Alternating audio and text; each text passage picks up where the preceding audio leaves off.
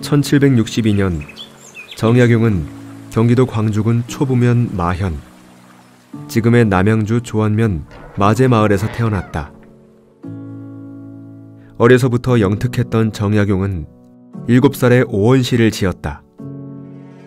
네가 천자문도 떼었고 시경을 읽고 있으니 시도 지어보겠느냐? 예, 아버지, 지어보겠습니다. 작은 산이 큰 산을 가렸으니 먼 곳과 가까운 곳의 차이라네. 아들을 기특하게 여긴 아버지 정재원은 정약용이 10살 때 그동안 지은 시를 모아 삼미자집이라는 문집을 만들어 주었다. 삼미자란 정약용의 별명으로 눈썹이 셋인 아이란 뜻이다. 어렸을 적 천연두를 앓은 흉터 때문에 눈썹이 나뉘어 세 갈래가 되었기 때문이다. 정약용은 16세 때 성호 이익 선생이 남긴 저수를 읽고 큰 감명을 받아 결심했다. 나도 이 어른처럼 학문을 해야겠다. 정약용은 22세 때 과거에 합격해 성균관에 들어갔다. 여기서 처음으로 정조를 뵙게 된다. 이 답안이 참 훌륭하구나. 정약용이라는 대학생이 누구인가? 소신이옵니다, 전하. 그대는 얼굴을 들라. 이런 답을 쓰기에는 앳되어 보이는데 나이는 몇이나 되는가? 22이옵니다, 전하. 문과에 합격하여 관직에 나아가자 정조는 정약용을 규장각 초기의 문신으로 선발하여 가까이 두었다. 정조는 수원화성 건설이라는 국가적 프로젝트를 시작했는데 한강 배다리 공사에서 재능을 보인 정약용에게 화성 성곽의 설계를 맡겼다. 정약용은 중국과 조선의 성제를 참고하여 새로운 개념의 성곽을 구상했고 거중기를 만들어 공사 경비를 크게 절약한 공으로 정조의 칭찬을 받았다. 또한 정조의 기대 속에서 암행어사로, 지방관으로 또는 형조참의로 억울한 백성을 구제하는 등 관료로서 활약했다. 승승장구하던 그의 운명에 곧 그림자가 들이운다. 젊은 시절 천주교와의 만남 때문이었다. 23살 때 고향에 갔다 서울로 돌아오는 길, 한강 배 위에서 정약용은 이벽에게 처음 천주교에 관해 들었다. 사람이 죽으면 혼과 백이 하늘과 땅으로 흩어져 버리는데 어찌 영혼이 천국에 오른다는 말입니까? 천주는 또 무엇이란 말입니까? 천지 만물은 저절로 생긴 것이 아니라오. 만약 저절로 생겼다면 저 밤하늘에 빛나는 별들이 어떻게 저리 질서정연하겠소? 천지 만물이 있기 전에 그것을 만드신 창조주, 즉 천주께서 계셨던 것이라오. 제가 들어보지 못한 이야기입니다. 참으로 신기합니다. 이야기를 더 들려주십시오. 이후 천주교 모임에 참여하고 서학설을 읽은 것을 빌미로 정적들은 끊임없이 그를 천주교도로 몰아 공격하였다. 1800년, 그동안 정약용의 울타리가 되어주던 정조가 갑자기 세상을 떠나자 그의 운명은 바람 앞에 촛불이 되었다.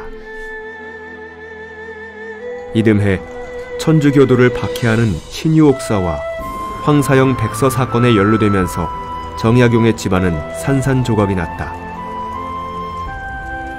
셋째 형 정약종은 형장의 이슬이 되었고 둘째 형 정약전은 흑산도로, 정약용은 강진으로 유배되었다. 천리 유배길에 함께 오른 정약전, 정약용 두 형제는 16일 만에 나주 율정의 주막에 도착했다. 날이 밝으면 생리배를 하게 된다. 형님은 흑산도로, 저는 강진으로 길이 갈리게 되었습니다. 용아, 너무 슬퍼 말거라. 저들이 죄를 씌웠으나 우리가 죄를 지은 것은 아니지 않느냐. 곧 돌아갈 날이 있을 것이다. 형님, 이러다 영영 이별하는 것이 아닐지 참으로 두렵습니다. 운명은 두 형제의 희망을 배반하였다. 바다를 사이에 두고 서로를 그리워했으나 정약전이 먼저 세상을 떠나면서 그들은 영영 만나지 못하게 되었다. 18년간 이어진 유배형은 정약용 개인에게는 큰 비극이었지만 역경 속에서 약 500권에 이르는 여유당 전서가 탄생하였다. 강진에 온 정약용은 절망적 상황에서도 오히려 이제야 결의를 얻었구나 하면서 학문에 매진했다. 정약용은 강진의 양반과 아이들뿐만 아니라 중인층의 아이들과 승려들까지 두루 가르치며 신분의 차별 없이 여러 제자들을 길러냈다. 그 중에는 훗날 추사 김정희에게 인정받은 시인 황상이 있었다. 그는 어린 시절 처음 정약용을 만났을 때 공부의 어려움을 토로했다. 너는 문학과 역사를 공부하려무나. 스승님, 저는 단점이 많아요. 둔하고 막혔으며 답답한걸요. 대신 다른 단점이 없지 않니? 빨리 외우는 사람은 소홀하고 글을 빨리 짓는 사람은 들뜨고 금방 깨닫는 사람은 정밀하지 못하지. 둔하더라도 꾸준히 몰입하는 부지런한 사람은 훌륭한 업적을 남길 수 있단다. 유배된 지 10년째 되던 해 어느 날 고향에서 물건이 왔다. 병든 아내 홍씨가 시집 올 때 입었던 비단 치마 5폭을 보낸 것이다. 홀례 때 북디북던 치마가 이렇게 색이 바래다니 시간이 속절없이도 흘렀구나. 정약용은 이 치마로 자식들을 위한 서첩들을 만들고 하피첩이라고 이름을 붙였다. 어머니의 치마에 아버지가 쓴 하피첩에는 자녀들이 평생 마음에 새길 글귀가 담겼다. 부모를 사랑하고 형제간에 우애하거라. 말을 조심하거라. 근면함으로 재화를 생산하고 검소함으로 가난을 구제하거라. 재물을 저장해두는 것은 남에게 베푸는 것만 못하다. 2년 뒤 딸이 혼인하게 되자 남은 치마에 그림을 그려 족자를 만들어 주었다. 매화에 내려앉은 참새 2마리를 그린 것이다. 퍼득이며 새가 날아와 내 뜰 매화나무 가지에 앉아 쉬네. 매화꽃 향내 짙게 풍기니 꽃향기 따라 날아왔네.